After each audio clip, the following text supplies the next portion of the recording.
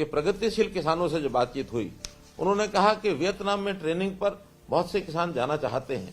तुरंत हमने विभाग को निर्देश दिए कि उनको कोई ना कोई सब्सिडी दी जाए और प्रगतिशील किसानों के लिए, और प्रगति यानी किसान कल्याण विभाग इसकी योजना बना रहा है। बहुत जल्दी इसको भी इसकी घोषणा कर दी जाएगी। ऐसे ही फसलों में जब बाढ़ आने के बाद खेती में नुकसान हुआ, उसका मुआवजे के साथ साथ जो दोबारा बिजाई करते हैं उनको भी कुछ राशि मिलनी चाहिए।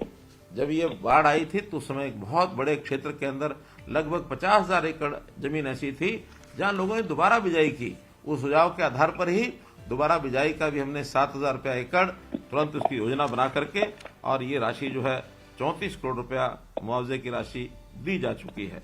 तो मित्रों, योजनाएं बहुत हमको जो मिलते रहे सुझाव, उसको हम करते रहे हैं। एक बार डिपो धारकों से मैंने बात की, डिपो धारकों ने कहा हमारी कमीशन कम है।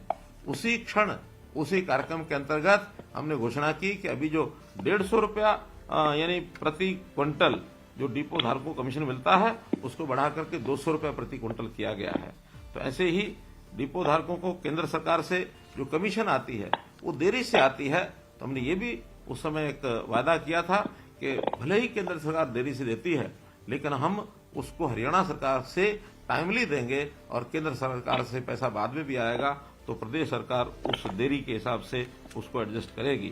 तो राशन डिपो जितना उनका राशन यानी राशन डिपो धारक जो बांटेंगे उतना कमीशन महीने के आखिर में उनको तुरंत दे दिया जाएगा। इसमें जो है देरी नहीं होगी।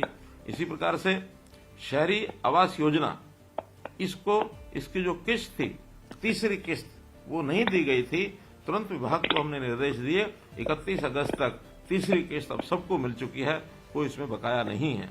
इसी प्रकार मुख्यमंत्री शहरी आवास योजना, जिन गरीब परिवारों के पास मकान अभी नहीं है उनको मकान देने के लिए भी हमने योजना बनाई है, और जिस पोर्टल को लागू किया है, अभी 2,90,000 लोगों ने उसमें आवेदन किया है। और मैं मानकर चलता हूं कि जनवरी के पहले 15 दिन में इस योजना को लोड करके और जिनको मकान मिलने हैं उनके लिए उस योजना को बना करके दे दिया जाएगा। इसी प्रकार एक विषय जो बीपीएल के नाते से अभी जो बिजली के बिल की शर्त, ये 12,000 रुपये वार्षिक लगाई गई थी, तो उस 12,000 की शर्त को हमने हटाने की घोषणा की थी। यानी पहले 9,000 से 12,000 की थी और बाद में अब 12,000 को भी हटा दिया है। तो बिजली बिल की कोई शर्त अब जो है बीपीएल के कार्ड बनाने में अथवा बीपीएल की श्रेणी में लाने के लिए वो नहीं रखी जाएगी। आंगनवाड़ी कार्यकर्ता, इनके साथ भी बातचीत हुई और उस बातचीत के अंदर बहुत नई बातें निकल करके आई। 8 बातें ऐसी थी जो सुझाव के रूप में आए। उन योजनाओं को लागू करने के लिए हमने फाइल बना करके भेज दी है, और मुझे लगता है कि फाइनेंस डिपार्टमेंट उसको बहुत जल्दी आने वाले 8 दिन में उसको सबको क्लियर करके, और ये सब जो योजनाएं हमने आंगनवाड़ी कार्यकर्ताओं के लिए बनाई थी वो सब लागू हो जाएंगी।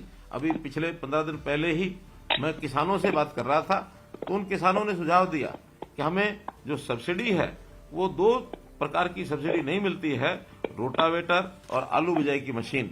इस रोटावेटर और आलू बिजाई की मशीन हमने कृषि विभाग को कृषि मंत्री के माध्यम से कहा है, उन्होंने स्वीकार कर लिया है बहुत जल्दी, और उसको लागू कर दिया जाएगा।